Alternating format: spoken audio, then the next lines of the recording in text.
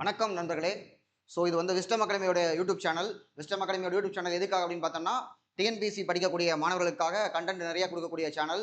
இதெல்லாம் அடிக்கடி சொல்லணும். விஸ்டம் அகாடமி வந்து பார்த்தோம்னா சென்னையில் குரோம்பேட்டில் இருக்கு ஒரு பிரான்ச்சு, ஹெட் ஆஃபீஸு. அதுக்கப்புறம் திண்டுக்கல் மாவட்டத்தில் பழனியில் வந்து டேரெக்டாக வந்து பிரான்ச்சஸ் இருக்குது. இங்கே வந்து பார்த்தீங்கன்னா டெஸ்ட் பேட்சஸ், ரெகுலர் கிளாஸஸ், அப்புறம் weekend batch, weekday batch, இந்த மாதிரி நிறைய பேட்சஸ்லாம் வந்து போயிட்டு இருக்கு. இந்த மாதிரியான விஷயங்கள்லாம் நம்ம அப்பப்போ சொல்லணும். அப்புறம் நான் பார்த்தீங்கன்னா 2 வருஷமா வந்து டிஎன்பிசிக்காக நிறைய வீடியோஸ் வந்து யூடியூப்ல எல்லாம் போட்டுட்டு இருக்கேன். அதில் இப்போ வந்து நான் பார்க்கும்போது கேரியருடைய உச்சத்தில் இருக்கேன். இந்த மாதிரியான விஷயங்கள்லாம் நம்ம வந்து அப்பப்போ பேசணும். கண்டென்ட் மட்டும் பேசாமல் இந்த மாதிரியான நான் கண்டென்ட் எல்லாம் யூடியூப்ல வந்து பேசணும் அப்படிங்கிறத இப்போ சமீபத்தில் நான் புரிஞ்சுக்கிட்ட முக்கியமான விஷயங்களா இருக்கு. ஸோ தமிழ்நாடு வந்து பார்த்தோம்னா ஒரே பிரேக்கிங் நியூஸாக போயிட்டு இருக்கு. ஆஃப்டர் இந்த அம்மா இறந்த டைமில், ஜெயலலிதா அம்மா இறந்த போது வந்து பார்த்தோம்னா பிரேக்கிங் நியூஸ். அதுக்கப்புறம் கலைஞர் கருணாநிதி இறந்தபோது மெரினால இடம் கிடைக்குமா கிடைக்காதா அப்படின்னு சொல்லிட்டு பூரா பிரேக்கிங்காக பார்த்துட்டே இருப்போம். அதுக்கப்புறம் வந்து பார்த்தோம்னா எடப்பாடி அவர் வந்து பார்த்தோம்னா சிஎம் ஆகும்போது அந்த டைம்ல இருந்த ஒரு பதட்டம், இவங்களா அவங்களா, தர்ம யுத்தம், இந்த மாதிரியெல்லாம் பார்த்துட்டு இருந்தோம். அப்புறம் கொரோனா பீரியடில் டெய்லியும் இத்தனை பேர் கொரோனா, அத்தனை பேர் கொரோனான்னு சொல்லி அப்படியே இந்த பிரேக்கிங் நியூஸுக்குள்ளேயே இருந்துட்டு இருந்தோம். கொஞ்ச நாளாக தான் வந்து பார்த்தோம்னா அப்படியே ஒரு மாதிரி சப்புன்னு போயிட்டு இருந்தது. இப்போ இந்த திங்கக்கிழமை ரிசல்ட்டுக்கு அப்புறம் இருந்து ஒரு உச்சகட்ட பதட்டத்தில் நம்ம மட்டுமே படிச்சுக்கிட்டு இருக்கக்கூடிய அந்த ஆர்டிகல் 14 சட்டத்தின் முன் அனைவரும் சமம் படிச்சிருப்போம். ஆனா 361 படி கவர்னரோ குடியரசுத் தலைவரோ சட்டத்தின் முன் அனைவரும் சமம் சொல்ல முடியாது. அவர்கள் வந்து அபிஷியலா எடுக்கக்கூடிய நடவடிக்கைகள் வந்து சட்டத்திற்கு அப்பாற்பட்டது அப்படின்னு சொல்லி 361 நம்ம படிச்சிருப்போம். ஆனா அதுக்கான எடுத்துக்காட்டுகள்லாம் இப்போ வந்து நம்ம பாக்குறோம் பாருங்க. கவர்னருடைய நிலைப்பாடு அப்படின்னு சொல்லி பாக்குறோம். திங்கக்கிழமை ரிசல்ட் வந்துச்சு. ஞாயிற்றுக்கிழமையே நான் வந்து பார்த்தோம்னா முதலமைச்சர் அமைச்சரவை குழுன்னு சொல்லி லட்சுமியான் புக் எக்ஸ்ட்ராக்ட் பண்ணி அழகா ஒரு வீடியோ போட்டேன். அதுல எஸ்ஆர் பொம்மை வழக்கு, சர்க்காரிய கமிஷன் ரெக்கமெண்டேஷன், இதெல்லாம் நம்ம வந்து பார்த்தா அதெல்லாமே இப்போ வந்து கோட் பண்ணி ரியலா நடக்கிற மாதிரி எக்ஸாம்பிள்ஸா வந்து நடந்துகிட்டு இருக்கு. இன்னும் வந்து பார்த்தோம்னா ஆரம்பிக்கவே இல்லை. பதவி பிரமாணம் பண்ணி வைக்கல. அதுதான் மெயினா வந்து ஓடிட்டு இருக்கு. அதுக்குள்ளேயே வந்து பார்க்கும் பொழுது மத்திய மாநில உறவுகள் அப்படின்னு வந்துருச்சு பாத்தீங்களா. அதாவது தமிழ்நாடு அப்படின்னு பார்த்தாவே தமிழ்நாடுடைய வரலாறு போய் பார்த்தோம்னா தனித்திராவிட நாடு கோரிக்கை இருந்தது. அதுக்கப்புறம் அண்ணாதுரை வந்து அதை வந்து மாநில சுயாட்சி என்று மாற்றினார். அப்ப மத்திய மாநில உறவுகளுக்குன்னு நமக்கு வந்து பார்க்கும்பொழுது ராஜமன்னார் கமிட்டி எல்லாம் போட்டு 1969 அப்ப தமிழ்நாட்டுடைய முன்னாள் முதலமைச்சரை கூட மாநில சுயாட்சி காவலரே அப்படின்லாம் அழைக்கப்பட்டது. அப்ப இன்னும் வரல, ஆட்சிக்கு வரல. அதுக்குள்ளேயே மத்தியம் மாநிலம் அப்படின்னு சொல்லி வந்து நின்றுச்சு தமிழ்நாட்டுக்கு. அப்படின்னம்னா அந்த மாதிரி தான். இப்போ கவர்னர் இருக்காரு, மத்திய அரசினுடைய முகவராக பார்க்கப்படுகிறார், ஏஜென்ட் ஆஃப் த சென்டர். ஏற்கனவே கவர்னருக்கும் நமக்கும் அந்த ஒரு காமெடி வரும் இல்லையா. ஏற்கனவே அவங்களுக்கும் அந்த ஊருக்கும் நமக்கும் வாய்க்கா தகராறு இருக்கு அப்படிங்கிற மாதிரி ஏற்கனவே நமக்கு வந்து எப்பவுமே இதாக தான் இருக்கும். ஸோ இப்போ வந்து பார்த்தோம்னா அந்த மாதிரியான ஒரு சுச்சுவேஷன்ல தான் இருந்துட்டு இருக்கு. அதாவது 356 வருமா, குடியரசுத் தலைவர் ஆட்சி வருமா, இப்படியெல்லாம் நிறைய கொஸ்டின் மார்க்கெல்லாம் போயிட்டு அதுல வந்து பார்த்தோம்னா ஆட்சி அமைப்பதற்கு யாருக்கு பெரும்பான்மை இருக்கிறதோ அந்த சிங்கிள் லார்ஜஸ்ட் பார்ட்டியை தான் வந்து கூப்பிடணும். ஆனா இப்ப சிங்கிள் லார்ஜஸ்ட் பார்ட்டின்னு போகாம கூட கூட்டணியாவும் சேர்த்துட்டு அதுலயும் பார்த்தோம்னா 113 அப்படிங்கிற நம்பர்ல போய் நிற்கும் பொழுது அப்ப எனக்கு முழு நம்பர் கொடு, அப்பதான் நான் வந்து பண்ணுவேன். ஆனா இதை சட்டமன்றத்துல தான் ப்ரூவ் பண்ணணும் அப்படின்னு எஸ்ஆர் பொம்மை கேஸ்ல சொல்லியிருக்காங்க. சர்க்காரிய கமிஷன் ரெக்கமெண்டேஷன் சொல்லியிருக்காரு. கவர்னர் வந்து 1 மாசம் டைம் தரணும் அப்படின்னு சொல்லி சொல்லியிருக்காங்க. ஆனா வந்து பார்த்தோம்னா அதை வந்து ஃபாலோ பண்ணல. இப்படி ஒரு இதெல்லாம் வந்து போய்கிட்டு இருக்கு. இது மத்திய மாநில உறவுகள்ல. இப்ப இது பார்த்தோம்னா அதுக்குள்ள இந்த மாதிரி ஒண்ணு பிஎம் ஸ்ரீ திட்டத்தை வந்து நீங்க ஏத்துக்கங்க அப்படின்னு சொல்லிட்டு லெட்டர் எங்கன்னா மேற்கு வங்காளம், இந்த பக்கம் வந்து பார்த்தோம்னா நம்ம தமிழ்நாடுக்கு வந்திருக்கு. தமிழ்நாடு, மேற்கு வங்காளம், கேரளா, இந்த 3 மாநிலங்கள் தான் இந்த திட்டத்தை வந்து ஏத்துக்காத மாநிலங்கள் மத்திய மாநிலத்துல. அப்ப இதுல பிஎம் ஸ்ரீ அப்படிங்கிறது என்ன அப்படின்னு சொல்லி பார்த்தோம்னா பிரைம் மினிஸ்டர், பிஎம் அப்படின்னா PM prime minister, Pradhan Mantri அப்படின்ற கூடியது. ஸ்கூல் ஃபார் ரைசிங் இந்தியா, அதாவது இந்தியா வந்து வளர்ந்துட்டு இருக்கு, வளரும் இந்தியாவிற்கான பிரதமருடைய பள்ளிகள். இது ஒரு மாதிரி பள்ளிகள். ஒரு அரசு பள்ளியை ஒரு குறிப்பிட்ட ஒரு மாவட்டத்தில் ஒரு பள்ளின்னு ஒரு அரசு பள்ளி எடுத்து அதை ஒரு மாதிரி பள்ளியை டெவலப் பண்ணி அந்த ஸ்கூலை ரோல் மாடலாக வச்சு மற்ற ஸ்கூலெல்லாம் டெவலப் பண்றது. இதுதான் பிஎம் ஸ்ரீ அப்படிங்கிற ஸ்கீமு. நல்லதாச்சே, இதை பண்ணிடலாமே அப்படின்னு சொல்லி தான் இருக்கும். இதுல வந்து பார்த்தோம்னா மொத்தம் 14,500 ஸ்கூல்கள் 2022 வந்து தொடங்கப்பட்டது இந்த திட்டம். 2022 யூனியன் பட்ஜெட்ல அறிவிக்கப்பட்டது. அப்போ இந்த பட்ஜெட்ல அறிவிக்கும் பொழுது தமிழ்நாடு அரசு எல்லா மாநிலங்களுமே கேள்விப்படுற மாதிரி நல்ல திட்டமா இருக்கு, அப்ப இதை நாங்களும் செயல்படுத்துறோம் அப்படின்னு சொல்லி முதல்ல ஓகே அப்படிங்கிறாங்க. அப்ப அடுத்து என்ன பண்றது அப்படின்னு கேட்கும்போது நீங்க ஒரு memorandum of understanding, MOU sign பண்ணணும் இதை செயல்படுத்துறதுக்கு அப்படின்னு மத்திய அரசு கேட்கும்போது சரி சைன் பண்றோம், அதை கொண்டாங்க அப்படிங்கிறாங்க. அவங்க கொடுக்கும் பொழுது தமிழ்நாடு அரசு அப்ப என்ன சொல்றாங்க அப்படின்னு பார்த்தோம்னா 2024 இந்த மாதிரி இந்த ஸ்கூலை நாங்க செயல்படுத்துறோம், ஆனா இதுல வந்து பிஎம் அப்படிங்கிற வார்த்தை அந்த 2 எழுத்தை மட்டும் நீங்க நீக்கிருங்க, வெறும் ஸ்ரீ மட்டும் வச்சுக்கோங்க, ஸ்ரீ பள்ளிகள் நாங்க சொல்லிக்கிறோம், அப்படின்னு சொல்லி இங்க இருந்து சொல்ல, எங்களுக்கு இந்த திட்டத்துல முக்கியமானதே பிஎம் தான், அதை எப்படி நாங்க ரிமூவ் பண்ண முடியும், அதை முடியாது அப்படின்னு சொல்லி மத்திய அரசு சொல்ல. அப்படின்னா எங்களுக்கு இந்த திட்டமே வேண்டாம்னு நம்ம சொல்ல. அப்படி சொன்ன உடனே நமக்கு ஒரு 2500 கோடி ரூபாய் பக்கம் பணம் வர வேண்டியது இருக்கு. அது எதுக்குன்னா 2018ல 2018ல இதே மாதிரியே ஒரு திட்டம் சமக்கரா சிக்ஷா அபியான் எஸ்எஸ்ஏ அப்படின்னு சொல்லி சமக்கரா சிக்ஷா அபியான் எஸ்எஸ்ஏ அப்படிங்கிற திட்டம் வந்து கொண்டு வந்திருக்காங்க. சமக்கரா சிக்ஷா அபியான் அப்படிங்கிறது என்ன அப்படின்னு பார்த்தோம்னா 2001ல சர்வ சிக்ஷா அபியான் அனைவருக்கும் ஆரம்ப கல்வி அப்படிங்கிற திட்டமும், ராஷ்டிரிய மத்தியமிக் சிக்ஷா அபியான் மத்திய அப்படின்னு பார்த்தோம்னா இடைநிலை கல்வி, அப்ப ராஷ்டிரிய மத்தியமிக் சிக்ஷா அபியான் ஆர்எம்எஸ்ஏ அப்படிங்கிற ஆர்எம்எஸ்ஏ அப்படிங்கிற திட்டம் 2009ல தொடங்கப்பட்டது. இதை அதுக்கப்புறம் டீச்சர் எஜுகேஷன், இது மூணையும் மெர்ஜ் பண்ணி கொண்டு வரப்பட்ட திட்டம் தான் இந்த சமக்கர சிக்ஷா அபியான் அப்படிங்கிறது. சமக்கர சிக்ஷா அப்படின்னு பார்த்தோம்னா சமக்கர அப்படின்னு பார்த்தோம்னா ஸ்கூலு மொத்த ஸ்கூல் ப்ரோக்ராமும் 1ஆவதுல இருந்து ப்ரீ ஸ்கூல்ல இருந்து LKG UKG pre school LKG UKG அதுக்கப்புறம் வந்து பார்த்தோம்னா +2 வரைக்கும் படிக்கிறது மொத்த ஸ்கூல் இன்க்ளூசிவா இருக்கக்கூடியதான் நமக்கு வந்து பார்த்தோம்னா சமக்கர சிக்ஷா அபியான் அப்படிங்கிற திட்டம். இதை 2018ல வந்து இவங்க வந்து தொடங்கி வைக்கிறாங்க யூனியன் கவர்மெண்ட். இதை தொடங்கிட்டு இந்த மாதிரி 12வது வரைக்கும் எல்லாத்தையும் படிக்க வைக்கணும், நாங்களும் கவர்மெண்ட் ஸ்கூல் வச்சிருக்கோம் அப்படின்னு சொல்லும்போது மாநில அரசுகளும் நல்ல விஷயமாச்சு, நீங்க சொல்றதை நாங்க பண்ணிக்கிட்டு இருக்கோம், சரி நாங்க வந்து பணம் தர்றோம் அப்படிங்கிறாங்க, இதுக்கு ஃபண்டு தர்றோம், 2 பேர் சேர்ந்து பண்ணலாம், எவ்வளவு தர்றீங்க, நாங்க 60 ரூபா தர்றோம், நீங்க 40 ரூபா போட்டுக்கோங்க, 100 ரூபா செலவாச்சுன்னா 60% மத்திய அரசு 40% வந்து மாநில அரசு, 60-40 அப்படின்னு சொல்லி டேர்ம்ஸ் பேசி 2018ல சமக்கர சிக்ஷா அபியான் வந்த போது எல்லா மாநில அரசுகளையும் ஏத்துக்கிட்டாங்க. ஸோ தமிழ்நாடு வந்து ஏத்துக்கிட்டாச்சு 2018ல. 2020ல தேசிய கொள்கை, அதாவது தேசிய கல்விக் கொள்கை நேஷனல் எஜுகேஷன் பாலிசி 2020ல வந்து வருது, இது பார்த்துருப்போம்.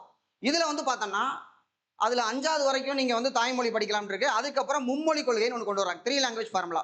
3 லாங்குவேஜ் அப்படின்னா நம்மளுடைய தாய்மொழி ஒன்று, இங்கிலீஷ் ஒன்று, அது இல்லாம ஏதாவது ஒரு மொழி, அந்த ஏதாவது ஒரு மொழினா அப்ப ஹிந்தி தானே, ஏற்கனவே ஹிந்தி அப்படின்னு கேட்டாவே நமக்கு ஆகாது, அப்ப மும்மொழி கொள்கையை வந்து நீங்க திணிக்கிறீங்க அப்படின்னு சொல்லி 2020ல இருந்தே அந்த பிரச்சனை வந்து போக ஆரம்பிச்சிருச்சு. இப்ப 2022ல இந்த பிஎம் ஸ்ரீ வந்து பிஎம் அப்படிங்கிற பேரையே நீங்க எடுக்க மாட்டேங்கிறீங்களே, அப்புறம் எப்படி வந்து நீங்க வந்து இந்த தேசிய கல்விக் கொள்கையை கண்டிப்பா ஃபாலோ பண்ணணும் நீங்க சொல்லுவீங்கல்ல அப்படின்னு சொல்லி நம்ம வந்து ஒரு பிரச்சனை வந்து வந்துச்சு. அப்ப பிஎம் ஸ்ரீ பள்ளிகளை நம்ம ஏத்துக்கிறது ஒண்ணுதான், தேசிய கல்விக் கொள்கையை ஏத்துக்கிறது ஒண்ணுதான். அப்படின்னா இந்த திட்டத்தை இதை ஏத்துக்கிட்டீங்கன்னா மும்மொழி கொள்கையை வந்து நீங்க வந்து ஃபாலோ பண்ணணும் அப்படின்னு வந்துருச்சு.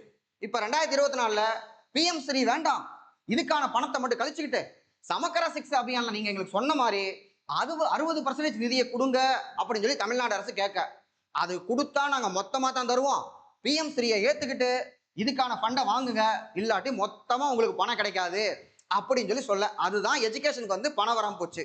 அப்ப 2018ல சமக்கர சிக்ஷா அபியான் வரும்போது அது ஓகேவா இருக்கு, 2020 தேசிய கல்விக் கொள்கை நமக்கு பிடிக்கல, பிஎம் ஸ்ரீ 2022ல பிடிச்சிருக்குன்னு சொல்றோம், ஆனா இவங்க 2020 தேசிய கல்விக் கொள்கை நீங்க செயல்படுத்தினா தான் எங்கள்கிட்ட இருந்தே உங்களுக்கு பணம் வரும் அப்படின்னு சொல்லும் பொழுது தமிழ்நாடு இதுல முன்னாடி இருந்த அரசு வந்து பார்த்தோம்னா அந்த தேசிய கல்விக் கொள்கையை ஏத்துக்காம மாநில கல்விக் கொள்கையினை ஒரு கமிட்டி போட்டு டிமுருகேஷன் கமிட்டி போட்டு மாநில கல்விக் கொள்கையை வந்து கொண்டு வந்துட்டாங்க. ஸோ இதுதான் வந்து பார்த்தோம்னா இந்த பிரச்சனையுடைய சாராம்சம். இப்ப பிஎம் ஸ்ரீ ஸ்கூலை ஏத்துக்கிறது அப்படின்னு பார்த்தோம்னா நேஷனல் எஜுகேஷன் பாலிசி ஏத்துக்கிற மாதிரி, அப்படின்னா தமிழ்நாடு 3 மொழி கொள்கைக்குள்ள போயிருமா, அதாவது 3 மொழியில வந்து பார்த்தோம்னா ஹிந்தி வேணுமா வேண்டாமான்னு என்னால பேச முடியாது, அது வந்து பார்த்தோம்னா அது ஒரு மிக்ஸ்டு ரெஸ்பான்ஸ், அன்னைக்கு நாடு இருந்த காலகட்டம் இன்னைக்கு இருக்கிற காலகட்டம். அண்ணாதுரை வந்து பார்த்தோம்னா இருமொழி கொள்கை 1968ல வந்து பார்த்தோம்னா ஜனவரி மாசம் 23ஆம் தேதி கொடுத்தாரு, அது ஒரு ஸ்டோரி, அதை சொல்றேன். ஜனவரி 23ஆம் தேதி வந்து பார்த்தோம்னா அனௌன்ஸ் பண்ணாரு, அன்னைக்கு வந்து பயங்கர ஒரு கொந்தளிப்பான இருந்த சூழ்நிலை. அப்போ அவர் வந்து பார்த்தோம்னா இணைப்பு அப்படிங்கிறாங்க அப்படின்னு ஒரு கதையை சொல்லி, ஒரு பெரிய பூனைக்கு ஒரு ஓட்டை போட்டீங்கன்னா அது வழியாவே குட்டி பூனையும் போயிடும், ஆங்கிலம் என்பது உலக அளவில் இணைப்பு மொழியாக இருக்கும் பொழுது ஆங்கிலத்தை வச்சிருக்கும் பொழுது ஹிந்தியும் இன்னொரு இணைப்பு மொழியா வேணும்னு சொல்றது எப்படிப்பட்டது என்றால் பெரிய பூனைக்கு ஒரு ஓட்டையும் சின்ன பூனைக்கு இன்னொரு ஓட்டையும் போடுற மாதிரி இருக்கு, அதனால அது தேவையில்லை அப்படின்னு சொல்லி அவருடைய பாணியில ஒரு ஊமை கொடுத்து அழகா வந்து பேசி அந்த டைம்ல வந்து சொல்லிட்டாரு. எப்ப 1968 ஜனவரியில இருமொழி கொள்கை தான் தமிழ்நாட்டில் செயல்படுத்தப்படும் அப்படின்ட்டாரு. அப்ப இப்ப வந்து இதை ஏத்துக்கிறோம்னா மும்மொழி கொள்கைக்குள்ள போறோம் அப்படின்னு அர்த்தம். அப்படின்னா அண்ணாதுரை சொன்ன மாதிரி அந்த அச்சம் இருக்கிற வரையில் அப்படிங்கிறது போகுமா போகாதான் நமக்கு தெரியல, அதெல்லாம் நம்ம வந்து வெயிட் பண்ணி தான் பார்க்கணும். ஸோ இதுல எக்ஸாம் பாயிண்ட் ஆஃப் வியூல நம்ம வந்து பார்த்தோம்னா ஏற்கனவே சொன்ன மாதிரி பிஎம் ஸ்ரீ அப்படிங்கிறது prime minister school for rising India 2022, அதுல 14,500க்கும் மேற்பட்ட பள்ளிகள் 2020 நேஷனல் எஜுகேஷன் பாலிசியோட இலக்குகள் அடைகிறது முக்கியமான நோக்கமா இருக்கு. இதுல எந்தெந்த பள்ளிகள் அடங்கும் அப்படின்னு பார்த்தோம்னா Kendriya Vidyalaya KV school cover ஆயிரும், அது அவங்களோட தான். நவோதயா வித்யாலயா அதுவும் சென்ட்ரலோட தான், அது கவர் ஆயிரும். மாநில அரசு பள்ளிகள் எம்ஓயு போட்டு ஜாயின் பண்ணிக்கலாம். யூனியன் பிரதேசம் டைரக்டா சென்ட்ரலோட கண்டென்ட் அவங்க வந்து சேர்ந்துக்குவாங்க. இதுல முக்கியமான அம்சம் அப்படின்னு பார்த்தோம்னா இந்த ஸ்கூலு கிரீன் ஸ்கூல் கான்செப்ட். அதாவது ஸ்கூல்ல வந்து பார்த்தோம்னா சோலார் பேனல் இருக்கும், எல்இடி பல்ப் தான் யூஸ் பண்ணுவாங்க, மழைநீர் சேகரிப்பு இருக்கும், ஊட்டச்சத்து தோட்டங்கள் இருக்கும். அங்கேயே வந்து காய்கறி தோட்டத்தை போட்டு அந்த தோட்டத்து காய்கறி எடுத்து சமைச்சு பசங்க கொடுப்பாங்க. ஏன்னா அது ஒரு ரெசிடென்சியல் கேம்பஸா இருக்கும். மாடல் ஸ்கூல் அப்படின்னு சொல்லி நம்மளே தமிழ்நாட்டில் வச்சிருக்கோம். தமிழ் மாநில அரசு இது வேண்டாம்னு சொல்லும்போது தமிழ்நாடு வந்து ஆல்டர்னேட்டா தமிழ்நாடே பண்ணிட்டு இருக்காங்க. மாதிரி பள்ளிகள் எல்லா மாவட்டத்திலும் இருக்கு. அரசு பள்ளி மாணவர்களை ஐஐடி போன்ற உயர்கல்வி நிறுவனங்களை பிளேஸ் பண்றதா மாடல் ஸ்கூலோட நோக்கம். அதை அவங்க பண்ணிட்டு இருக்காங்க ஆல்ரெடி. இதுல பாருங்க, புதிய கற்பித்தல் நடைமுறை, அனுபவ அடிப்படையிலான கற்றல், விளையாட்டு அடிப்படையிலான கற்றல், அப்ப திறன் ஸ்கில் பேஸ்ட் லேர்னிங் இருக்கிறது, தொழில்நுட்ப டெக்னிக்கல் ஆதார கல்வி இருக்கு, அப்புறம் கல்வி திறன் நற்பண்பு உடல்நலம். இப்போ நம்ம எப்படி ஒரு school education higher education skill development நான் முதலும் திட்டம் எல்லாம் பண்றோம் இல்லையா, அதே மாதிரி இதை வந்து பண்ணணும் அப்படிங்கிறாங்க. திட்டத்துக்கு வந்து பார்த்தோம்னா மொத்தமா 27,360 கோடி திட்டத்துக்கு, இந்த 14,500 ஸ்கூலுக்கு மொத்தமா சேர்த்து திட்ட காலம் 2022-23 வந்து 26-27 வரைக்கும். அதாவது இந்த வருஷம் இந்த பினான்சியல் இயரோட இது வந்து திட்ட காலம் முடிய போகுது. இப்போ வாங்கினா வாங்கணும், இல்லாட்டி அடுத்த தடவை கொடுத்தா கொடுப்பாங்க, அந்த மாதிரி தான் இருக்க போகுது. அடுத்து இதுல கண்காணிப்பு மெத்தடுக்கு வந்து பார்த்தோம்னா ஒரு அப்ரிவேஷன் இருக்கு, SQAF, school quality assessment framework அப்படின்னு சொல்லி இதை வச்சு ஒரு டேஷ்போர்டில் வந்து மானிட்டர் பண்ணுவாங்க. இது ஒரு மாடல் ஸ்கூலா இருக்கும், மற்ற ஸ்கூலுக்கு வந்து இன்ஸ்பிரேஷனா இருக்கும் அப்படிங்கிறாங்க. அடுத்து தேசிய கல்விக் கொள்கை தனியாவே போட்டு வச்சிருக்கேன். இந்த தேசிய கல்விக் கொள்கையினுடைய முக்கியத்துவம் வந்து பார்த்தோம்னா 5+3+3+4 அப்படின்னா என்ன அப்படின்னா, இப்போ நம்ம அதை ஃபாலோ பண்ணிட்டு இருக்கிறோம். அதாவது ஒரு குழந்தை அப்படின்னு பார்த்தோம்னா நமக்கு ப்ரீ ஸ்கூல் கொண்டு போய் விட்டுருவோம். அப்புறம் ப்ரீ ஸ்கூலு எல்கேஜி யூகேஜி 3 வருஷம் படிப்பாங்க. அப்புறம் அப்படியே அதே ஸ்கூல்லையே 1வது போயிடுவாங்க. 1வதுல இருந்து 12வது வரைக்கும் ஸ்கூலிங். இதுதான் நம்ம பார்க்கறது. இதை எப்படி சொல்றாங்க அப்படின்னு பார்த்தோம்னா 5 அப்படிங்கிறது வந்து பார்க்கும்பொழுது 3 வருஷம் அந்த ப்ரீ ஸ்கூல் எல்கேஜி யூகேஜி வரைக்கும், அப்புறம் செகண்ட் ஸ்டாண்டர்ட் வரைக்கும் 5, அது ஒரு கல்வி. அதுக்கப்புறம் அடுத்த லேயர் வந்து பார்த்தோம்னா +3 இருக்கு. செகண்ட் ஸ்டாண்டர்டுக்கு அப்புறம் என்ன வரும், 3வது 4வது 5வது, அப்ப 2வது 3ன்னு போட்டிருக்கிறது 5வது வரைக்கும். ஸோ 5வது வரைக்கும் படிச்சதுக்கு அப்புறம் +3, 5வதுக்கு அப்புறம் என்ன படிப்பாங்க, 6வது 7வது 8வது, அப்போ ஒரு +3 8வது வரைக்கும் படிச்சாங்க, இங்க வரைக்கும் வந்துருச்சு. 8வதுக்கு அப்புறமா +1 +2, அதாவது 9th 10th +1 +2 4 வருஷம். அப்போ 5 3 3 3 4 அப்படிங்கிற பேட்டர்ன் தான் நேஷனல் எஜுகேஷன் பாலிசியோடது. இதுல இந்த 5 முதல் இருக்க வரைக்கும் வந்து பார்த்தோம்னா அதுக்கப்புறம் ஒரு 3 5வது படிக்க வரைக்கும் தாய்மொழி கல்வி இருக்கும். 5வதுக்கு மேல 6வதுல இருந்து 3 மொழி கொள்கை அப்படிங்கிறது வந்துடும். ஸோ அதனால வந்து இது வந்து எதிர்க்கப்படுகிறது. தாய்மொழி கல்வின்னு போடுறாங்க, பட் அதுக்கப்புறம் வந்து பார்த்தோம்னா மும்மொழி கொள்கையா அது வந்து வந்துடுது. அப்ப இதை கட்டாயமா செயல்படுத்தணும் அப்படின்னு சொல்லும்போது 3 மொழி கொள்கையும் 3 லாங்குவேஜ் ஃபார்முலா கட்டாயம்னு வந்துருது. அதனால வந்து பார்த்தோம்னா மாநில மொழிக் கொள்கையோட முரண்பாடு ஏற்படுது அப்படிங்கிறாங்க. ஸோ தமிழ்நாடு மேற்கு வங்காளம் தான் எதிர்த்துட்டு இருந்தாங்க. இப்போ மேற்கு வங்கம் முடிஞ்சு போச்சு. அதனால கண்டிப்பா அவங்க, ஏன்னா அங்க பிஜேபி கண்ட்ரோல் போயிடுச்சு, எடுத்துக்குவாங்க. தமிழ்நாடு எடுத்துக்குமா இல்லையா அப்படிங்கிறதா ஆட்சி அமைஞ்சதுக்கு அப்புறமா இருக்கக்கூடிய உச்சகட்ட பதட்டத்துக்கு அது வந்து போகுது. என்ன முடிவு எடுப்பார்கள், மாநில மத்திய அரசு வந்து இணக்கமாக இருக்குமா அல்லது எதிர்ப்பில் போகுமா அப்படிங்கிறதெல்லாம் நம்ம வந்து பார்க்க போறோம். அடுத்து சமக்கரா சிக்ஷா அப்படின்னு சொல்லி சொன்னேன், 2018 அது வந்தது. அது வந்து பார்க்கும்போது ப்ரீ ஸ்கூல்ல இருந்து 12th வரைக்கும், அதுதான் இந்த நேஷனல் எஜுகேஷன் பாலிசிக்கு முன்னாடியே அவங்க சொன்னது. அது ப்ரீ ஸ்கூல்ல இருந்து +2 வரைக்கும் அப்படின்னு பார்த்தா கிட்டத்தட்ட 15 வருஷம் ஸ்கூல் மட்டும். இங்கிட்ட ஒரு 3 வருஷம் ப்ரீ ஸ்கூலு எல்கேஜி யூகேஜி 1வதுல இருந்து 12வது வரைக்கும் 15 இயர்ஸ் கல்வி. அப்புறம் ஒரு பேசிக் டிகிரினா ஒரு 3 வருஷம்னா 18 வருஷம். இன்ஜினியரிங் படிச்சா 19 வருஷம். பார்த்துக்கோங்க எவ்வளவு நம்ம வந்து படிக்கிறோம், கல்விக்காக எத்தனை ஆண்டுகள் நம்ம வந்து செலவிடுறோம் அப்படிங்கிறத வந்து நம்ம பார்த்துக்கலாம். ஸோ இதுல SSA சொன்னேன், சமக்கர சிக்ஷா அபியான் வரும்பொழுது 3 மெர்ஜ் பண்ணதுன்னு சொல்லிட்டு சர்வ சிக்ஷா அபியான் 2001, ராஷ்டிரிய மத்தியமிக் சிக்ஷா அபியான் அப்படிங்கிறது வந்து பார்த்தோம்னா 2009, அப்புறம் டீச்சர் எஜுகேஷன் அப்படின்னு இருக்கு. இதெல்லாம் சேர்ந்ததான் நமக்கு சமக்கர சிக்ஷா அபியான் அப்படிங்கிறது. ஸோ இந்த திட்டத்தில் வந்து பார்த்தோம்னா ஒரு இன்க்ளூசிவா ஸ்கூல் இருக்கு அப்படிங்கும்போது இதுல ஒரு ஆக்ட் வந்து கோட் பண்றாங்க, ரைட் டு எஜுகேஷன் ஆக்ட். இது நம்ம டிஎன்பிஎஸ்சியில் அடிக்கடி கேட்கக்கூடியது. ரைட் டு எஜுகேஷன் ஆக்ட் அப்படிங்கிறது 2009 வருது. எப்ப நடைமுறைப்படுத்தப்பட்டதுன்னு பார்த்தோம்னா 2010 ஏப்ரல் மாதம் நடைமுறைப்படுத்தப்படுகிறது. அப்புறம் கல்வி அடிப்படை உரிமை அப்படின்னு சொல்லி போனோம்னா 2002 86th அமெண்ட்மெண்ட் வந்து பார்த்தோம்னா கல்வி அடிப்படை உரிமை. அதுக்கு முன்னாடி இல்லையா அப்படின்னு சொல்லி கேட்டோம்னா கல்வியை பொறுத்த வரைக்கும் கான்ஸ்டியூஷன்ல இருந்து சொல்றேன், கான்ஸ்டியூஷனை பொறுத்த வரைக்கும் ஆர்டிகல் 45 டிபிஎஸ்பியில் இருக்கக்கூடியது. இது வந்து 6ல இருந்து 14 வயதுக்கு உட்பட்ட குழந்தைகள் வந்து பார்த்தோம்னா இலவச மற்றும் கட்டாய கல்வி அப்படின்னு சொல்லி அங்க இருந்தது. டிபிஎஸ்பியில் ஒன்று இருந்ததுன்னா அது முயல், அதாவது அரசு முயல வேண்டும், முயலலாம் முயலாமே போலாம். அப்ப செய்யலாம் செய்யாமலும் இருக்கலாம் அப்படின்னு இருக்கு. அப்ப ஏன்னா இது கட்டாயமா நம்ம சொல்லல. அப்ப அப்படி இருக்கும்போது அரசு வந்து 6ல இருந்து 14 இயர்ஸ் வரைக்கும் இருக்க குழந்தைகளை படிக்க வைக்கலாம், படிக்க வைக்காமல் இருக்கலாம் அப்படிங்கிற இடத்துல வந்து நின்றுட்டு இருந்தது. இது 1993ல உன்னிகிருஷ்ணன் கேஸ் அப்படின்னு சொல்லி ஒரு கேஸ். அந்த உன்னிகிருஷ்ணன் கேஸ்ல என்ன சொல்லிட்டாங்கன்னா ஆர்டிகல் 21. ஆர்டிகல் 21 என்ன சொல்லுது? Right to life and personal liberty. உயிர் வாழ்வதற்கும் தனி மனித சுதந்திரத்துக்கும் உள்ள உரிமை. ஒருத்தன் உயிர் வாழணும்னா அவனுக்கு கல்வி இருந்தா தான் கண்ணியத்தோட உயிர் வாழ்வான். உயிர் வாழ்றது அப்படிங்கிறது மிருகம் வாழ்ற மாதிரி இல்ல. மனித வாழ்க்கைக்கு கல்வி தேவை. கல்விதான் அடிப்படையான ஒண்ணு. அப்ப ஆர்டிகல் 21 கீழ் சொல்லப்பட்ட உரிமையில கல்வியும் இருக்கு. கல்வி ஒரு அடிப்படை உரிமை அப்படின்னு சொல்லி உன்னிகிருஷ்ணன் கேஸ்ல சுப்ரீம் கோர்ட் சொல்ல, சுப்ரீம் கோர்ட்டே சொல்லிட்டாங்களே, நம்ம வந்து ஒரு அமெண்ட்மெண்ட்டை போட்டுருவோம், இதுக்கு மேல 45 அங்க வச்சிருக்கிறது நல்லது இல்ல அப்படின்னு சொல்லிட்டு 2002ல 45ல இருந்து 6 முதல் 14 வயதுக்கு உட்பட்ட குழந்தைகளுக்கு இலவச மற்றும் கட்டாய கல்வி அப்படிங்கிறத அங்கிருந்து அழகா வெட்டி கொண்டு போய் 21க்கும் 22க்கும் இடையில 21 ஏன்னு சொல்லி பேஸ் பண்ணிட்டாங்க. இப்ப இந்த இடம் 45 வந்து பார்த்தோம்னா காலியா போயிடுச்சு. ஐயோ என்ன பண்றது அப்படின்னு பார்க்கும்பொழுது 6 வயசுக்கு முன்னாடி இருக்கக்கூடிய குழந்தைகளை பால்வாடியில புடிச்சிட்டு போய் போடுவோம், அது ப்ரீ ஸ்கூல் இருக்கிறத கொண்டு வச்சிருவோம் சொல்லிட்டு ஏர்லி சைல்ட்ஹுட் கேர் அப்படிங்கிறத கொண்டு போய் 45ல எழுதிட்டாங்க. இது ரெண்டையும் போட்டா மட்டும் பத்தாது. குழந்தை ஸ்கூலுக்கு போறதுனா குழந்தை தானா போய் ப்ரீ ஸ்கூலுக்கு என்ன டாடி மம்மி என்னை ஸ்கூலுக்கு கொண்டு போய் விடுங்க, நான் படிக்கணும் அப்படின்னு எந்த குழந்தையாவது கேட்குமா? எனக்கு வந்து 6 முதல் 14 வயதுக்கு உட்பட்ட குழந்தைகளுக்கு இலவச கட்டாய கல்வின்னு சொல்லி கான்ஸ்டியூஷன் இருக்கு. நமக்கே இப்பதான் கான்ஸ்டியூஷன் தெரியுது. குழந்தைங்க வந்து போயிட்டு சட்டம் இருக்கு என்னைய படிக்க வைங்கன்னு எந்த குழந்தையாவது கேட்குமா? நம்ம தானே தர இழுத்து கொண்டு போய் வைக்கணும்.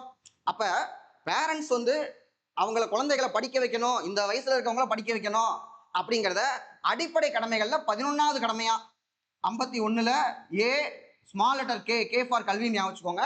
ஸோ அதுல வந்து கே அப்படின்னா அஜித் குமார் ஞாபகம் வச்சுக்கலாம். ஞாபகம் தான் வைக்க போறோம். ஸோ அப்போ வந்து பார்த்தோம்னா கே கல்வி பேரண்ட்ஸ் உடைய கடமையா, பெற்றோர்கள் அல்லது பாதுகாவலோட கடமையா வந்து சேர்க்கப்படுகிறது. அப்ப இதுக்கப்புறம் தான் 2009ல சட்டம் வருது. 2002 93 உன்னிகிருஷ்ணன் கேஸ். 2002ல வந்து பார்த்தோம்னா நமக்கு வந்து 86 அமெண்ட்மெண்ட் 21A சேர்க்கறதும் 45ல ஏர்லி சைல்ட்ஹுட் சேர்க்கறது 51A வந்து கடமைன்னு சேர்க்கறது 3 திருத்தம் ஒரே அமெண்ட்மெண்ட். இதுக்கப்புறம் 2009ல சட்டம் ரைட் டு எஜுகேஷன் ஆக்ட். 2001லயே சர்வ சிக்ஷா அபியான் அப்படிங்கிறது வந்துருச்சு, அனைவருக்கும் ஆரம்ப கல்வின்னு சொல்லிட்டு. அப்ப 2001ல திட்டத்தை கொண்டு வந்துட்டு 2002ல வந்து பார்த்தோம்னா அதை கான்ஸ்டியூஷன்ல கொண்டு வந்து அடிப்படை உரிமையா மாத்துறாங்க. இதுக்கப்புறம் 2009ல நமக்கு வந்து பார்க்கும்போது RTE act right to education ஆக்ட்னு வருது. அப்பதான் ராஷ்டிரிய மத்தியமிக் சிக்ஷா அபியான் அப்படிங்கிற திட்டத்தையும் போடுறாங்க. 2010ல இருந்து சட்டம் வந்து ரைட் டு எஜுகேஷன் ஆக்ட் கல்வி உரிமை சட்டம் நடைமுறைப்படுத்தப்படுகிறது. 2011ல இது எல்லாத்தையும் ஒன்னா கிளப் பண்ணி சமக்கர சிக்ஷா அபியான் அப்படின்னு சொல்லி போட்டு முயற்சி பண்ணி ஒரு பெரிய திட்டமா மாத்துறாங்க. 2022ல பிஎம் ஸ்ரீ அப்படின்னு சொல்லி வந்து கொண்டு வர்றாங்க. இப்ப இந்த பிஎம் ஸ்ரீயை ஏத்துக்கணும், சமக்கர சிக்ஷா அபியான் ஏற்கனவே ஏத்துட்டீங்க, அதுல உங்களுக்கு வந்து 60-40ங்கிற ஃபண்டு பிரச்சனை இருக்குது, அதை வந்து 60% கொடுக்கணும்னா நேஷனல் எஜுகேஷன் பாலிசி 2020 ஏற்றுக்கொள்ள வேண்டும் அப்படிங்கிற இடத்துல வந்து எஜுகேஷன் வந்து நின்றுட்டு இருக்குது. ஸோ அப்போ இதுல நேஷனல் எஜுகேஷன் பாலிசியை பத்தி பார்த்தோம்னா முக்கியமான ஃபியூச்சரு ஒரு குளோபல் நாலேஜ் கேபிட்டலா வந்து இந்தியா வந்து மாற்றணும் அப்படிங்கிறத முக்கியமான ஃபியூச்சரு. இந்த எஜுகேஷன் சிஸ்டம் சொன்னேன், அதாவது 5-3-3-4 அப்படிங்கிற பேட்டர்னு. அப்போ நம்ம வந்து பார்த்தோம்னா ஏற்கனவே இதை நான் வந்து சொல்லிட்டேன். ஸோ ஏற்கனவே நான் சொல்லிட்டேன், எல்கேஜி யூகேஜிலிருந்து நம்ம 2வது வரைக்கும் ஒரு ஸ்ட்ரீம் 5 வருஷம் வரும், அதுக்கப்புறம் 5வது வரைக்கும், அதுக்கப்புறம் 8வது வரைக்கும், அதுக்கப்புறம் 9th 12th அப்படிங்கிற பேட்டர்ல வந்து நமக்கு வந்து இருக்கு. ஸோ இப்போ இதுல நமக்கு வந்து பார்த்தோம்னா மல்டிபிள் எக்ஸிட் சிஸ்டம் அப்படிங்கிறாங்க. அதாவது நேஷனல் எஜுகேஷன் பாலிசியோட முக்கியமான ஒரு ஃபீச்சர்ல நான் டிகிரி சேர்ந்தேன், 3 வருஷம் முடிச்சாதான் டிகிரி கிடைக்கும். ஒருவேளை 1 வருஷத்துலேயே வெளியே வந்துட்டேன்னா சர்டிஃபிகேட் கோர்ஸா 1 வருஷத்துல கொடுத்துருவாங்க. 2 வருஷம் முடிச்சு நான் வெளியே வரேன்னா டிப்ளமோ கொடுத்துருவாங்க. 3 வருஷம் கம்ப்ளீட் பண்ணா டிகிரி, 4 வருஷம் பண்ணனா ரிசர்ச் டிகிரியா வந்து கொடுத்துருவாங்க. குறிப்பா இதுல வந்து பார்த்தோம்னா எம்ஃபில் அப்படிங்கிற ஒன்றை வந்து தூக்கணும்னு சொல்லிட்டாங்க. இதெல்லாம் நேஷனல் எஜுகேஷன் பாலிசியினுடைய முக்கியமான ஃபியூச்சர்ஸ். ஸோ இப்போ எஜுகேஷன் ஹிஸ்டரி ஆஃப் இந்தியா அப்படின்னு சொல்லி நம்ம பார்த்தோம் அப்படின்னு பார்த்தோம்னா கல்விக்காக முதல்ல 1 லட்சம் ரூபாய் ஒதுக்குனது பிரிட்டிஷ் ஈஸ்ட் இந்தியன் கம்பெனி. அந்த கம்பெனி நம்மளை ரூல் பண்ணும்போது 1 லட்சம் ரூபாய் ஒதுக்குறாங்க. 1813 பட்டய சட்டம். இந்த 1 லட்சம் ரூபாய் ஒதுக்கி தந்தா கூட எப்படி செலவு பண்றதுன்னு முடிவே பண்ணல. அதுக்கப்புறம் வந்து பார்த்தோம்னா ஆங்கில கல்வியா இல்ல இந்தியன் எஜுகேஷனா அப்படின்னு சொல்லி ஒரு டயலமோ, ஒரு பிரச்சனை வந்து வருது. அப்போ ஒரு கமிட்டி போடுறாங்க. அந்த கமிட்டியோட சேர்மன் யார் அப்படின்னு பார்த்தோம்னா டிபி மெக்காலே அப்படின்னு சொல்லி. இந்த மெக்காலே யார் அப்படின்னு பார்த்தோம்னா அவன் வந்து ஒரு மனித உருவத்தில் இருக்கக்கூடிய சூப்பர் கம்ப்யூட்டர். உலகத்தில் இருக்கக்கூடிய மொத்த வெஸ்டர்ன் எஜுகேஷன், வெஸ்டர்ன் லிட்ரேச்சர், இலக்கியங்கள் முழுசா அழிஞ்சிட்டாலும் அதுல இருக்க புள்ளி கமா முதற்கொண்டு அப்படியே மனப்பாடமா சொல்லக்கூடிய ஆள் தான் அந்த மெக்காலே. ஸோ அந்த மெக்காலே தான் அந்த கமிட்டிக்கு வந்து சேர்மன். ஸோ மெக்காலே வந்து 1835ல் தன்னுடைய ஃபேமஸான மெக்காலே மினிட்ஸ் வந்து ரிலீஸ் பண்றாப்புல. அதுல என்ன சொல்றாரு அப்படின்னு பார்த்தோம்னா நாம ஒரு பிரவுன் இந்தியனை உருவாக்கணும் அப்படிங்கிறாரு. அது என்ன பிரவுன் இந்தியன் அப்படின்னு பார்த்தோம்னா படிச்சது அவன் வந்து பார்க்கறதுக்கு இந்தியாவுக்கார மாதிரியே இருக்கான், உருவத்திலையும் தோற்றத்திலையும் இந்தியாக்கார மாதிரி இருக்கான். ஆனா அவனுடைய சிந்தனை டேஸ்ட் வந்து பார்த்தோம்னா யூரோப்பியன் மாதிரி இருக்கணும். நம்மள மாதிரி டேஸ்ட் இருந்தா தான் நம்ம பொருளை அவன் வாங்குவான். அவனுக்கு நம்மள மாதிரி கோட் ஷூட் போட்டுக்கணுங்கிற ஆசை வரணும், நம்ம பயன்படுத்துற பொருட்களை எல்லாம் அவனுக்கு பயன்படுத்தணுங்கிற ஆசை வரணும். இப்படிப்பட்ட ஒரு கிளாஸை உருவாக்கணும். எல்லாத்துக்கும் மேல நம்ம ஏன் படிக்க வைக்கிறோம்? நம்முடைய கம்பெனி இந்தியாவில் சஸ்டெயின் பண்ணணும்னா நம்ம கம்பெனிக்கு வேலை செய்யக்கூடிய இந்தியர்கள் வேணும், அவங்க கிளர்க் போஸ்ட் லெவல்ல வேணும், சிந்திக்கக்கூடிய ஆட்களா இருக்கக்கூடாது. அப்படிப்பட்ட ஒரு எஜுகேஷன் சிஸ்டம் வேணும்னு சொல்லி மெக்காலே வந்து பிளான் பண்றாப்ல. ஸோ இந்த மெக்காலே மினிட்ஸ் 1835 அனௌன்ஸ் பண்ணப்படுது. முதல்ல மெக்காலே இங்கிலாந்துல வந்து பார்த்தோம்னா மெட்ராஸ்ல வந்து இறங்குறாராம். இறங்கும் பொழுது இதே மாதிரி நல்ல சம்மர் டைம், சூடு பயங்கரமா இருக்கும்ல, வெள்ளக்காரங்க எல்லாம் சூடு அதிகமா இருந்ததுன்னா இங்க இருக்க மாட்டாங்க, மலை மேல ஏறிடுவாங்க. ஸோ அங்க வந்து பார்த்தோம்னா வடக்கெல்லாம் சிம்லா போயிடுவாங்க. இங்க நமக்கு வந்து ஊட்டி. அப்போ அந்த டைம்ல கவர்னர் வந்து பார்த்தோம்னா ஊட்டியில மேல இருக்காப்ல. ஸோ மெக்காலேவை ஊட்டிக்கு, மலை மேல ஊட்டிக்கு தூக்கிட்டே போயிருக்காங்க பல்லக்குல. அப்போ வந்து நம்மளுடைய எஸ் ராமகிருஷ்ணன் வந்து பார்த்தோம்னா எனது இந்தியாங்கிற புக்ல எழுதுறாரு, அன்றைக்கு மெக்காலேவை தூக்கி சுமக்க ஆரம்பித்த இந்தியர்கள் இப்பொழுது வரை மெக்காலேவை பல்லக்கில் உட்கார வைத்து சுமந்து கொண்டுதான் இருக்கிறார்கள் அப்படின்னு சொல்லிட்டு. ஸோ 1835ல மெக்காலேவுடைய மினிட்ஸ்ல எஜுகேஷன்ல வந்து நம்ம ஃபாலோ பண்ண ஆரம்பிச்சோம். அது வந்து பார்த்தோம்னா அதுல டவுன்வர்டு ஃபில்ட்ரேஷன் தியரி ஒன்று கொடுத்தான். மேல்தட்டு மக்களை மட்டும் படிக்க வைங்க, அது கீழ்த்தட்டுக்கு போகும்னு சொல்லிட்டு. எப்படி போகும்? மேல்தட்டுக்கு போனது மேல்தட்டுல நின்று வச்சு, மேல்தட்டுல படிச்சவங்க எல்லாம் அவங்க வந்து பார்த்தோம்னா ஐரோப்பியர்கள் மாதிரியே மாறிட்டு, பிளட் இந்தியன்ஸ் நீங்களாம் வந்து இப்படி இருக்கீங்க அப்படி இருக்கீங்க எம்ஆராதா மாதிரி பேச ஆரம்பிச்சுட்டு, அந்த நம்ம இந்த படத்துல கூட வரும் இல்லையா, சமீபத்தில் ஜீவா சார் நடிச்ச படம், மேலை நாட்டில் அவர்கள் அப்படி இருக்கிறார்கள், அவர்கள் விதி அப்படி, உங்களுடைய விதி இப்படி அப்படின்னு சொல்ற மாதிரி அந்த மாதிரி பிஹேவ் பண்ண ஆரம்பிக்கிறாங்க. இதுக்கப்புறம் தான் 1854 வந்து பார்த்தோம்னா சார்லஸ் வுட்ஸ் கமிஷன் வந்து போடுறாங்க. ஸோ வுட்ஸனுடைய அறிக்கை வந்து பார்த்தோம்னா இந்திய கல்வி வரலாற்றுடைய மகாசாசனம் அப்படிங்கிறாங்க. ஸோ அதுல பெண் கல்வியை ஃபோக்கஸ் பண்ணுங்க, டீச்சர் எஜுகேஷனை ஃபோக்கஸ் பண்ணுங்க, முக்கியமா இந்தியாவில் 3 பல்கலைக்கழகங்கள் ஆரம்பிங்க அப்படின்னு சொல்லி வுட்ஸ் ரெக்கமெண்டேஷன் கொடுக்க, அதை பேஸ் பண்ணி மெட்ராஸ், பாம்பே, பெங்கால் 3 இடத்துலையும் 3 யூனிவர்சிட்டி 1857 வந்து உருவாக்கப்படுகிறது. அதுல படிச்சவர்கள் தான் சுதந்திர போராட்ட வீரர்கள். அந்த யூனிவர்சிட்டி அதுக்கப்புறம் வரக்கூடிய காலேஜஸ்ல படிக்கிறவங்க தான் சுதந்திர போராட்ட வீரர்களா வந்து பார்த்தோம்னா பிற்காலத்துல வந்து வர்றாங்க. இப்ப 1857ல இது ஆரம்பிச்சதுக்கு அப்புறமா 1882 ஹண்டர் கமிஷன் அப்படின்னு சொல்லி ஒரு ஹண்டர் கமிஷன் போடுறாங்க. இந்த ஹண்டர் கமிஷனும் அடுத்த கட்டத்துக்கு எஜுகேஷன் எடுத்துட்டு போறாங்க. ஹண்டர் கமிஷனுக்கு அப்புறம் பார்த்தோம்னா இந்த இவர் வர்றாப்ல, கர்சன் பிரபு, வங்காளத்தை 2ஆக பிரித்து, உண்மையிலேயே சுதந்திர போராட்டம் அப்ப சப்புன்னு போயிட்டு இருந்திருக்கு. எப்ப வந்து கர்சன் வந்து வங்காளத்தை 2ஆ பிரிச்சானோ அன்னையில இருந்து தான் சுதந்திர போராட்டம் பயங்கர சூடு பிடிக்க ஆரம்பிச்சிருக்கு. அப்போ சொல்றாங்க, நாம வந்து ரிப்பன் அப்படின்னு சொல்லி ஒரு நல்ல மனுஷனை பார்த்துட்டு இருந்தோம், ரிப்பன் வந்து எவ்வளவோ நமக்கு நல்லது பண்ணியிருக்கிறாரு, ஆனா ரிப்பனை விட நமக்கு நல்லது பண்ணது யாருன்னா கர்சன். உண்மையிலேயே கர்சனால தான் நம்ம வந்து சுதந்திர போராட்டத்தில் இவ்வளவு ஆக்டிவா இருக்கிறோம். கர்சன் மட்டும் அன்னைக்கு வங்காளத்தை பிரிக்கல, நமக்கெல்லாம் சூடு சொரணே கொஞ்சம் கூட வந்திருக்காது அப்படின்னு சொல்லி அந்த டைம்ல வந்து பேசியிருக்கிறாங்க. ஸோ அது பேசுனது யாரு? பிபின் சந்திரா. இதே மே மாசம் 1907 மெரினால வந்து பேசியிருக்கிறாரு. அவர் பேச்சை கேட்டு பல பேர் தலையில் இருக்க பிரிட்டிஷ் தொப்பியை கழட்டி போட்டு எரிச்சிருக்கிறாங்க. அந்த அளவுக்கு வெறியா பேசக்கூடியவர் பிபின் சந்திரா. ஸோ இப்ப அந்த கர்சன் பீரியட்ல இந்த தீவிரவாதிகள் தீவிரவாதிகள் அப்படின்னா அவங்க என்ன சொல்றாங்கன்னா ஒரு தேச துரோகிகள் அப்படிங்கிறாங்க. தேச துரோகிகளை உருவாக்கக்கூடிய பற்றைகளாக யூனிவர்சிட்டி இருக்கு, இதை எப்படியா கண்ட்ரோல் பண்ணு சொல்லிட்டு 1902 ராலே கமிஷன் போடப்படுகிறது. ராலே கமிஷன் அறிக்கையின்படி 1904 யூனிவர்சிட்டிஸ் ஆக்ட் வந்து கொண்டு வர்றாங்க. யூனிவர்சிட்டி ஃபுல்லா கண்ட்ரோல் எடுக்கிறாங்க பிரிட்டிஷ், அங்க வந்து வரக்கூடாதுன்னு சொல்லிட்டு. அப்பதான் வங்காளத்தை 1905 பிரிக்கிறான். பிரிச்ச உடனே வந்து பார்த்தோம்னா அவனுடைய எஜுகேஷனே வேணாம், சுதேசி மூவ்மெண்ட் நம்ம லான்ச் ஆகுது, அப்ப நம்மளே படிக்க அப்படின்னு சொல்லிட்டு நேஷனல் கவுன்சில் ஃபார் எஜுகேஷன் அப்படின்னு சொல்லிட்டு 1906 வந்து பார்த்தோம்னா கொண்டு வர்றாங்க. அதுல அரவிந்த கோஷ் தலைமையில 1906 ஆகஸ்ட் 15 அந்த ஆகஸ்ட் 15 தான் 1947 நமக்கு சுதந்திரம் கிடைக்குது. ஆனா அன்னைக்கு அது தெரியாதுல்ல. சோ அரவிந்த கோஷ் தலைமையில 1906 ஆகஸ்ட் 15 என்ன பண்றாங்க அப்படின்னா நேஷனல் காலேஜ் கல்கத்தா, அவர் தான் பிரின்சிபல், அப்படி வந்து ஆரம்பிக்கிறாங்க. இதுக்கப்புறம் வந்து பார்த்தோம்னா நமக்கு 1920 ஒத்துழையாமைக்க மகாத்மா காந்தி ஆரம்பிக்கிறார்.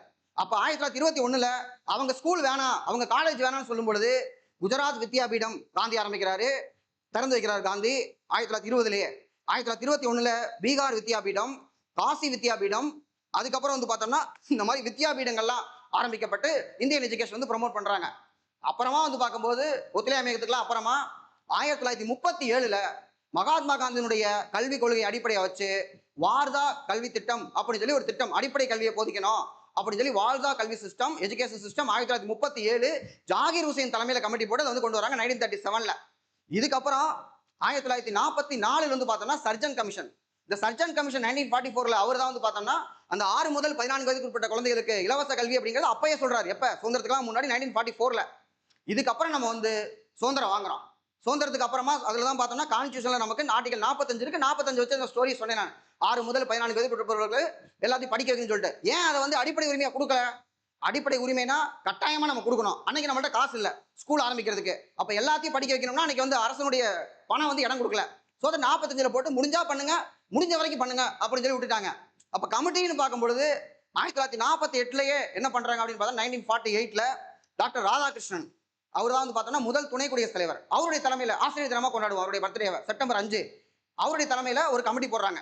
அது பல்கலைக்கழகங்களுக்காக யூஜிசிக்காக ஒரு கமிட்டி போடுறாங்க. அவர் கொடுக்குற ரெக்கமெண்டேஷன் வச்சு தான் யூஜிசி அப்படின்னு சொல்லி ஆரம்பிக்கப்படுகிறது. யூனிவர்சிட்டி கிராண்ட்ஸ் கமிஷன் அப்படின்னு சொல்லி 1956ல ஆக்ட் வருது. 53லயே வந்து யூஜிசி வந்து ஃபார்ம் பண்றாங்க. 56ல வந்து ஆக்ட் வருது. இப்படி உயர்கல்விக்கு வந்து பார்த்தோம்னா யூஜிசி வந்துருது. அதே டைம்ல 1952 டு 53 லட்சுமணசாமி முதலியார். இந்த லட்சுமணசாமி முதலியார் யார் அப்படின்னு பார்த்தோம்னா சர்க்காரியா கமிஷன் 1969ல ஆரம்பிக்கும் போது அதுல இருக்கக்கூடிய 2 மெம்பர் சந்திரா ரெட்டி, லட்சுமணசாமி முதலியார். அந்த லட்சுமணசாமி முதலியார் தான் இவரு. அது மட்டும் இல்ல, இந்த லட்சுமணசாமி முதலியாரும் ஆற்காடு ஏ ராமசாமி முதலியாரும் 2 பேருமே இரட்டையர்கள், ட்வின்ஸ், அண்ணன் தம்பி. ஒன்னா வந்து ஒரே காலேஜ்ல வந்து படிச்சவங்க. எங்கன்னா மெட்ராஸ் கிறிஸ்டியன் காலேஜ் எம்சிசி. அவங்க 2 பேரும் எம்சிசில படிக்கும் பொழுதுதான் தீரர் சத்தியமூர்த்தி வெள்ளிநாக்கு நாவலர் அங்க படிச்சவர், எம்சிசி ஸ்டூடெண்ட். அல்லாடி கிருஷ்ணசாமி ஐயரும் அங்க படிச்சவர். இவங்க எல்லாருமே ஒரே கான்டெம்பரரி, ஒரே டைம்ல வந்து காலேஜ்ல வந்து படிச்சவங்க. இந்த ராமசாமி முதலியார் அப்படின்னு இருக்காரு இவருடைய பிரதர், ட்வின்ஸ். இந்த ராமசாமி முதலியார் தான் முதல்ல நீதி கட்சி ஆரம்பிக்கப்பட்ட பொழுது 1916 நீதி கட்சி வருது. அதுக்கு தலைவர் பிட்டி தியாகராஜ செட்டியார். அதனுடைய முதல் பொதுச் செயலாளர் ராமசாமி முதலியார். இந்த ராமசாமி முதலியார் இவர் வந்து பார்த்தோம்னா ஒரு பேச்சு புயல். அவருடைய டீம்ல பிரச்சார குழுல இருக்கக்கூடியவர் தான் பேராசிரியர் வரதராஜன். இந்த பேராசிரியர் வரதராஜனுடைய மாணவன் தான் அண்ணாதுரை. அப்ப அண்ணாதுரை ஒரு கல்லூரி மாணவனாக இருக்கும் பொழுது வரதராஜன் ராமசாமி முதலியார் கிட்ட அறிமுகப்படுத்துறார். என்கிட்ட ஒரு ஸ்டூடெண்ட் இருக்கேன், இவனுக்கு இங்கிலீஷ் நல்லா பேச வரும் அப்படின்னு சொல்லி அண்ணாதுரைய வரதராஜன் வந்து ராமசாமி முதலியார்ட்ட அறிமுகப்படுத்துறாரு. அப்ப அண்ணாதுரைக்கும் பேராசிரியர் வரதராஜனுக்கும் எவ்வளவு பெரிய ஒரு கேப் இருக்கு. இந்த இடத்துல ராமசாமி முதலியார் அப்படிங்கிறவர் எங்க இருக்கிறாரு? அன்னைக்கு இருக்கக்கூடிய அரசியல் கட்சியில ஒரு ஸ்டால் வாட்டா வந்து ராமசாமி முதலியார் இருந்துகிட்டு இருக்காரு. இந்த ராமசாமி முதலியார் தான் 1968ல ஜனவரி மாசம் 1ஆம் தேதி அண்ணா சிலை, இன்னைக்கு அண்ணா சாலை அப்படின்னு சொல்லக்கூடியது மவுண்ட் ரோடு, அந்த மவுண்ட் ரோட்ல அண்ணா சிலையை திறந்து வச்சவர் ஆற்காடு ராமசாமி முதலியார். யோசிச்சு பாருங்க, அண்ணா கல்லூரி மாணவனாக இருக்கும் பொழுது அவர் வந்து பார்த்தோம்னா 8ஆவது உயரத்தில் இருக்காரு. அவரு கையாலேயே அண்ணாவுடைய சிலையை திறந்து வைக்கிறோம்னா அண்ணா அப்ப எப்படி ஒரு ஹாப்பியா இருந்திருப்பாரு. 1968 ஜனவரி மாசம் எவ்வளவு சந்தோஷமா இருக்கும். அந்த அண்ணாதுரை ஜனவரி மாசம் 1ஆம் தேதி சிலையெல்லாம் திறந்து அன்னைக்கு வந்து பார்த்தோம்னா சென்னையே விழாக்கோலம் இருக்கு. எங்க பார்த்தாலும் பயங்கரமான சந்தோஷம். 2வது உலக தமிழ் மாநாடு சென்னையில வந்து நடக்க போகுது. 4ஆம் தேதி வந்து குடியரசுத் தலைவரே வந்து ஓபன் பண்ணி வைக்க போறாரு. எல்லாமே வந்து பயங்கர கிராண்டா இருக்கு. அந்த நேரத்துல மாணவர்கள் போராட்டம். மாணவர்கள் சென்ட்ரல் ரயில் நிலையத்தை எரிக்க போகிறார்களாம். எப்படி இருக்கும் அண்ணாதுரைக்கு? இப்பதான் யாரு? ஆற்காடு ராமசாமி முதலியார். அந்த காலத்துல அவ்வளவு பெரிய ஆளு. அவரு என் சிலையை திறந்து வச்சிருக்காரு, தமிழ்நாட்டுடைய முதல்வரா இருக்கேன். ஆனா மாணவர்கள் வந்து பார்த்தோம்னா கொதிச்சு போய் பயங்கர போராட்டம் பண்றாங்க. இந்த மாணவர்கள் அப்படின்னு பார்த்தோம்னா அண்ணாதுரையால் உருவாக்கப்பட்ட அந்த திராவிட முன்னேற்ற கழகத்துடைய பேஸ் வந்து பார்த்தோம்னா மாணவர்கள். அப்ப அண்ணாதுரையுடைய அடிப்படையே மாணவர்கள் தான். அவருடைய பேச்சை கேட்டு அந்த பகுத்தறிவை கேட்டு ஒரு அறிவார்ந்த சமூகமா இருந்தவங்க. மாணவர்களுக்கு எப்படி போராடணும்னு சொல்லி கொடுத்தது அண்ணாதுரை. அந்த மாணவர்கள் சென்ட்ரல் ஸ்டேஷன் கொளுத்த போறாங்க. அண்ணா பதறி போயிட்டார். உடனே அப்ப இருந்த பொதுப்பணித்துறை அமைச்சர் கருணாநிதி அனுப்பிச்சு பசங்கள்கிட்ட பேசி நான் பாத்துக்கிறேன். எதுக்காக அப்படின்னா 1964ல போடப்பட்ட கோத்தாரி கமிஷன் 64ல இது 10வது சொல்லிட்டு 1965ல ஹிந்தி கட்டாயமா வந்து பார்த்தோம்னா ஆட்சி மொழியா இருக்குன்னு சொன்னது. அது பராசக்தி படத்தினுடைய கதையா போகுது. 64ல கோத்தாரி கமிஷன் போனதுக்கு அப்புறம் இவர் சொல்றதுதான் வந்து பார்த்தோம்னா நம்ம பயன்படுத்தக்கூடிய 10th +2 +3 அப்படின்னு சொல்லி இப்ப நம்ம வச்சுக்கிட்டு இருக்க சிஸ்டம். கிட்டத்தட்ட இதுக்கு முன்னாடி 3 வருஷம் கொண்டு வர்றாங்க இப்ப இருக்கக்கூடிய தேசிய கல்வி கொள்கை. இது வந்து கிட்டத்தட்ட அப்படியே தான் இருக்குது. அதாவது நம்ம வந்து பார்த்தோம்னா 10வது வரைக்கும் படிக்கிறோம், +2 வரைக்கும் இருக்கு. இது அவங்க என்ன சொல்றாங்க, 8வதுக்கு அப்புறம் 9, 10, 11, 12ங்கிறாங்க. சோ கோத்தாரி இதை சொன்னாரு 1964ல போட்டவர். கோத்தாரி இதோட சேர்த்து இன்னொன்னு என்ன சொல்றாரு அப்படின்னு பார்த்தோம்னா நீங்க வந்து 3 மொழி படிக்கணும் அப்படிங்கிறாரு. இந்த 3 மொழி கொள்கையை கொண்டு வரணும்னு சொல்லும் பொழுது அன்னைக்கு வந்து பார்த்தோம்னா அண்ணா சிஎம்மா இருக்காரு, விழாக்கோலம் 3 இருக்கு, எல்லாம் இருக்கும் பொழுது மாணவர்கள் வந்து பார்த்தோம்னா பயங்கர போராட்டம், ரயில் பெட்டிகளா தீ வைக்கிறாங்க, கொளுத்துறாங்க, பயங்கரமான போராட்டம். ஸோ அண்ணா அன்னைக்கு இருந்த சட்டத்துறை அமைச்சர் மாதவன் வீட்டில் வந்து பார்த்தோம்னா கூப்பிட்டு வச்சு பேச்சுவார்த்தை நடத்துறாங்க. முதலமைச்சர் மாணவர்கள் சந்திப்பு. மாணவர்களை கூப்பிட்டு, டே தம்பி, உங்களுக்கு நான் தாண்டா போராட்ட சொல்லி கொடுத்தேன், போராட்டத்தை கைவிடுங்க, இது ஏன் பிரச்சனை நான் பாத்துக்கிறேன், மும்மொழி கொள்கை வராது அப்படிங்கிறாரு. நீங்க உடனே அனௌன்ஸ் பண்ணணும், அப்பதான் நாங்க விடுவோம். இதுல இருந்து என்ன தெரியுதுன்னா போராட்டத்தை ஒரு வாரம் தொடங்க முடியுமே தவிர முடித்து வைக்கக்கூடிய ஆற்றல் பல பேர்கிட்ட இல்லைன்னு தெரியுது. அண்ணா சொன்னா போராடுவாங்க, ஆனா அண்ணா சொன்னா போராட்டத்தை விட்டு அப்படின்னு சொன்னா கேட்கறது ரொம்ப குறைவு. உலகத்திலேயே அந்த மாதிரி ஒரு ஆளுமை அப்படின்னு சொல்லி பார்க்கும் பொழுது மகாத்மா காந்தி தான் சொல்லலாம். மகாத்மா காந்தி சொன்னா போராட்டத்தை ஆரம்பிப்பாங்க, அவர் சொன்னா முடிப்பாங்க. ஒத்துழையாமைக்கு ஆரம்பிச்சாரு, சௌரி சோவுக்கு அப்புறம் முடிக்க சொன்னாரு, முடிச்சாங்க. அவர் வந்து பார்த்தோம்னா நீ மட்டும் போராட்டத்தை கை விடல உன்னை கொன்னே போடுவேன் அப்படின்னு மிரட்டினா கூட யாரும் கேட்க மாட்டாங்க. மகாத்மா காந்தி சிம்பிள், நீ மட்டும் போராட்டத்தை கை விடல உண்ணாவிரதம் வந்து நான் செத்து போயிடுவேன். அப்ப காந்தி இந்த மாதிரி சொன்னோன்னே போராட்டத்தை நிறுத்துறாங்க. ஒத்துழையாமை இயக்கத்துக்கு அப்படிதான், 1930 சட்டமறுப்பு இயக்கத்துக்கு அப்படிதான், காந்தி இர்வின் ஃபேக்டரிக்கு அப்புறம் விட்டுருங்கப்பா அப்படின்னா விட்டுருவாங்க. என்ன வெள்ளையனை வெளியேறு மட்டும் அவர் மேல முன்னாடியே கை வச்சிட்டாங்க. மற்ற போராட்டம்னா ஒத்துழையாமை இயக்கம் முடிஞ்சதுக்கு அப்புறம் காந்தி தூக்குறாங்க. சட்டமறுப்பு இயக்கம் சஸ்பெண்ட் பண்ணிட்டு பாதியில தூக்குனாங்க. ஆனா ஒத்துழையாமை இயக்கத்தை பொறுத்த வரைக்கும், ஒத்துழையாமை கிடையாது, வெள்ளையனை வெளியேறத்தை பொறுத்த வரைக்கும் 1942 ஆகஸ்ட் மாசம் 8ஆம் தேதி கோல்வாலியா டேங்க்ல செய் அல்லது செத்து மடி அப்படிங்கிறாரு. பேசின உடனே நைட்டா வந்து காந்தி தூக்கிட்டாங்க. அப்ப அந்த பிரச்சனை வந்து பார்த்தோம்னா அதை வந்து அவரால் நிறுத்த முடியல. ஏன்னா அவர் இல்ல, அவரை வெளியே விட்டுருந்தா நிறுத்திருப்பாரு. வின்சென்ட் சர்ச்சில் சொன்னது, மகாத்மா காந்தி தான் இந்தியாவில் நமக்கு இருக்கக்கூடிய பெஸ்ட் போலீஸ்மேன், காந்தி சொன்னா தான் எல்லாரும் கேட்பாங்க அப்படின்னு சொல்லி. அந்த மாதிரி ஒருத்தர் அப்படின்னு பார்த்தோம்னா இன்னைக்கு இருக்காங்களா அப்படின்னு கேட்டோம்னா நமக்கு இல்லதான். மக்கள் சொன்னா போராடுவாங்க, நிறுத்துன்னு சொன்னா நிறுத்துவாங்களா? ஒருத்தரை தூண்டி விட முடியும், அப்படியே ஆஃப் பண்ண முடியுமா அப்படின்னு கேட்டா அந்த பவர் இருக்கிறது நமக்கு கஷ்டமா தான் இருக்கு. ஸோ லட்சுமணசாமி முதலியார்ல இருந்து அப்படியே ஒரு ஸ்டோரி எடுத்து நம்ம வந்து உள்ள போயிட்டோம். இது எல்லாமே கொஸ்டின் ஆங்கிள் கேட்கப்பட்டதான். இருமொழி கொள்கை 1968 ஜனவரி 23 அப்படிங்கிறது நமக்கு முக்கியமான ஒண்ணு. ஸோ அப்ப லட்சுமணசாமி முதலியார் கமிட்டி பார்த்தோம். கோத்தாரி கமிஷன் அப்படிங்கிறது நமக்கு வந்து 64 கொண்டு வரப்பட்டது, அது ஒரு முக்கியமான ஒண்ணு. அந்த கோத்தாரி கமிஷனுக்கு அப்புறமா 1986 1986 வந்து பார்த்தோம்னா தேசிய கல்விக் கொள்கை அது கொண்டு வரப்பட்டது. இதை திருத்தி தான் வந்து பார்த்தோம்னா 92 இன்னொரு கல்விக் கொள்கை. ஏன்னா 91 நீங்க என்ன பண்றீங்க, 1991 எல்பிஜி கொண்டு வரீங்க, லிபரலைசேஷன் பிரைவேடைசேஷன் குளோபலைசேஷன் சொல்லிட்டு. அப்ப இந்த இடத்துல இப்படிப்பட்ட ஒரு குளோபலைசேஷன் கொண்டு வந்தா இங்க இருக்கக்கூடியவங்க வெளிநாட்டுல போய் வேலை செய்யலாம். ஏன்னா அன்னைக்கு வேலை வாய்ப்பு அப்படின்னு பார்த்தோம்னா இந்தியாக்குள்ள மட்டும்தான், அதுவும் நமக்கு என்ன வேலை இருக்கும், கவர்மெண்ட் வேலை மட்டும்தான் இருக்கும். அப்ப அன்னைக்கு வந்து பார்த்தோம்னா காசா இருந்தாலும் கவர்மெண்ட் காசா இருக்கணும், புளியங்கொம்பா வந்து பிடிச்சாலும் புளியங்கொம்பா பிடிக்கணும் அப்படிங்கிறதெல்லாம் இருக்கும்போது வேலை வாய்ப்பை கவர்மெண்ட்ல தான் ப்ரொவைட் பண்ண முடியும். நம்ம கூட 1980கள் 70கள் 80கள் வந்து பார்த்தோம்னா அது ஒரு படம் வறுமையின் சிகப்பு அப்படின்னு சொல்லி கமலஹாசன் சார் நடிச்ச படம். வறுமைனா எப்படி இருக்கும், வேலை வாய்ப்பு எப்படி இருக்கும், வேலை இல்லைன்னா எப்படி இருக்கும் அப்படின்னு பயங்கரமான ஒரு கஷ்ட காலத்துக்கு வந்து நாடு வந்து போன டைம் அது.